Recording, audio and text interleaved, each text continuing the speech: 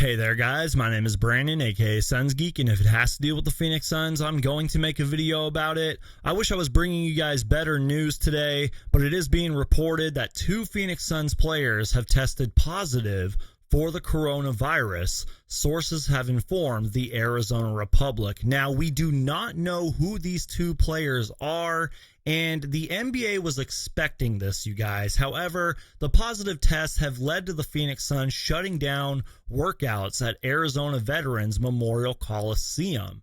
I mean, we've seen tons of Phoenix Suns players doing their own workouts and the trainers having gloves and masks on while they help the players out. I mean, just this morning, I think it was Javon Carter and Cameron Johnson at the arena practicing.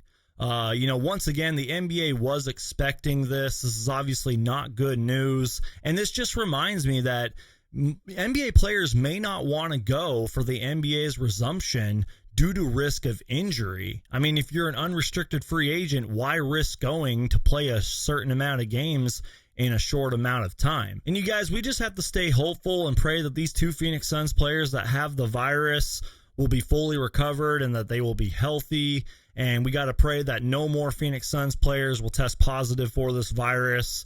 And hopefully there's not too many NBA players that will have this virus, and hopefully things will get better. We got to stay optimistic. We got to spread good news. And I hope you guys are all safe and well. Hope you guys enjoyed the video. My name is Brandon, aka Suns Geek, and if it has to deal with the Phoenix Suns, I'm going to make a video about it. Valley Boys, stand up.